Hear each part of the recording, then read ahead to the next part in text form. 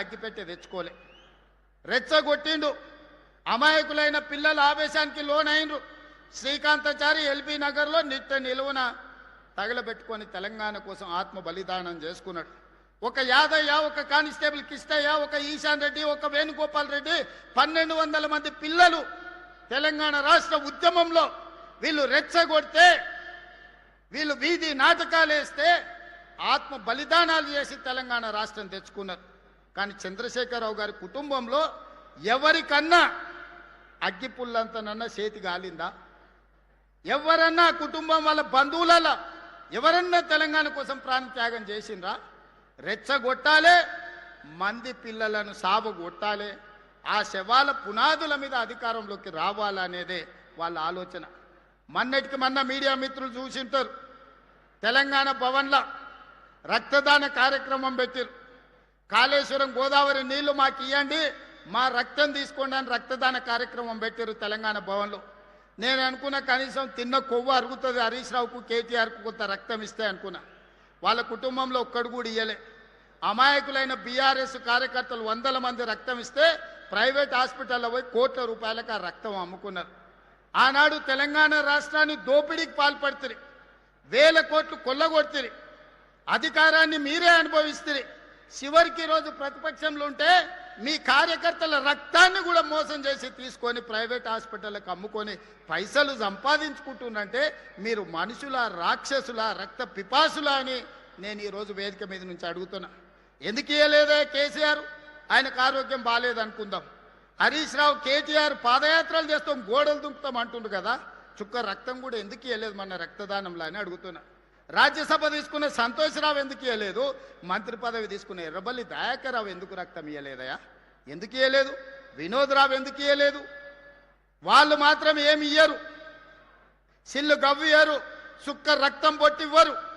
తెలంగాణ ప్రజల సొమ్ము 1000 కోట్లు కొల్లగొడతారు. చివరికి కార్యకర్తల రక్తాన్ని కూడా అమ్ముకునే రక్త పిపాసులు ఈరోజు కేసీఆర్ కుటుంబం అని నేను చెప్పదలుచుకున్నా. అందుకే యువ మిత్రులారా, మీ జీవితాలు నాశనం చేసుకోకండి, మీ ప్రాణాలు త్యాగం చేసుకోకండి, మీ సమయాన్ని వృధా చేసుకోకండి. మీరు ధర్నాలను, నిరసనలను పోతే పోలీసులు ఏవైనా కేసులు పెడితే మీ ఉద్యోగ ఉపాధి అవకాశాలు దెబ్బతింటాయి. ఆనాడు తెలంగాణ ఉద్యమంలో పెట్టిన కేసులు ఈనాటికి మిమ్మల్ని వెంటాడుతున్నాయి, వేటాడుతున్నాయి. అందుకే మీ సోదరుడు మీ రేవంత్ అన్న ఇక్కడ ఉన్నంత కాలం మీ ఉద్యోగ ఉపాధి అవకాశాల కోసం 100% మీకోసం కృషి చేస్తా, మీ సమస్యల్ని పరిష్కరిస్తా అని చెప్పదలుచుకున్నా. ఒక పక్కన రైతుల కోసం, మరో పక్కన మా ఆడబిడ్డల కోసం, ఇంకొక పక్కన నిరుద్యోగ యువకులు, విద్యార్థుల కోసమే ఈ రాష్ట్ర ప్రభుత్వం ఉన్నది. రైతు సంక్షేమం కోసం, రైతుల అభివృద్ధి కోసం, మహిళల అభ్యున్నతి కోసం, నిరుద్యోగ యువకుల ఉద్యోగ ఉపాధి కోసం మన ప్రభుత్వం పనిచేస్తుంది. నిండు మనసుతో మీరు ఆశీర్వదించండి.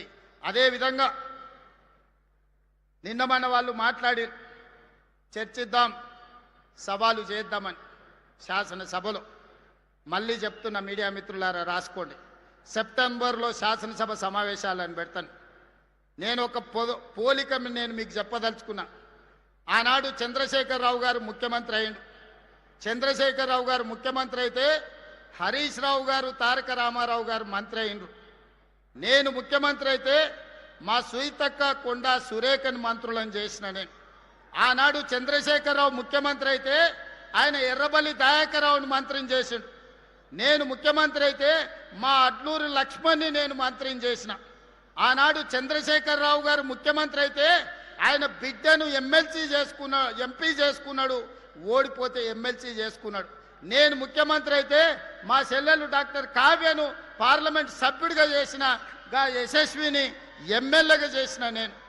ఆనాడు చంద్రశేఖరరావు ముఖ్యమంత్రి అయితే జోగినిపల్లి సంతోష్రావు సడ్డకుని కొడుకుని రాజ్యసభ చేసుకున్నాడు. ఈనాడు నేను ముఖ్యమంత్రి అయితే మిత్రధర్మంగా వేం నరేందర్ రెడ్డిని మీ బిడ్డను రాజ్యసభలోకి పంపించిన నేను. ఆనాడు చంద్రశేఖరరావు ముఖ్యమంత్రి అయితే కరీంనగర్లో వినోద్రావును బండకేసి కొడితే ప్లానింగ్ కమిషన్ వైస్ చైర్మన్ చేసుకున్నాడు. నేను ముఖ్యమంత్రి అయితే తెలంగాణ ఉద్యమ కారకుడు JAC political JAC chairman Kodandaram గారిని నేను ఎమ్మెల్సీ చేసిన. ఇవాళ మీరు పోల్చుకోండి, చూడండి. చంద్రశేఖరరావు చేసింది ఫ్యామిలీ జస్టిస్ అయితే నేను చేసింది సోషల్ జస్టిస్. చంద్రశేఖరరావు గారు ముఖ్యమంత్రి అయితే ఆయన కొడుకును కేటీఆర్ను కార్యనిర్వాహక అధ్యక్షుడిని చేసుకున్నాడు. నేను ముఖ్యమంత్రి అయితే మా సోదరుడు మహేష్ గౌడ్ను సోషల్ జస్టిస్లో కాంగ్రెస్ పార్టీ అధ్యక్షుడిని చేసిన. ఇవాళ మీరు చెప్పండి సోదరులారా, కేసీఆర్ అయితే కేసీఆర్ కుటుంబానికి లాభం. అదే కాంగ్రెస్ పార్టీ అధికారంలోకి వస్తే బీసీలకు, ఎస్సీలకు, ఎస్టీలకు, మైనారిటీలకు మీ కుసూర్ పాషా ఈరోజు ఒక బలమైన బాధ్యతలు ఉన్నాడు. ఒక అజరుద్దీన్ ఈరోజు ఒక మంత్రిగా రాణిస్తున్నాడు. అందుకే ఈనాడు నేను స్పష్టంగా సవాల్ విసురుతున్నా. చంద్రశేఖరరావు ముఖ్యమంత్రి అయితే ఎవరెవరికి లాభం జరిగిందో అదే ఇందిరమ్మ రాజ్యం ప్రజాపాలన వస్తే ఏ రకంగా సీతక్క, కొండా సురేఖమ్మ మంత్రులైందో, ఏ రకంగా అడ్లూరు లక్ష్మణ్ మంత్రి అయిందో, ఏ రకంగా అజరుద్దీన్ మంత్రి అయిందో, ఏ రకంగా డాక్టర్ కావ్య ఎంపీ అయిందో, యశస్విని ఎమ్మెల్యే అయిందో, వేం నరేందర్ రెడ్డి రాజ్యసభ అయిందో, లెక్కలన్నీ పక్కాగా నేను చెప్తా.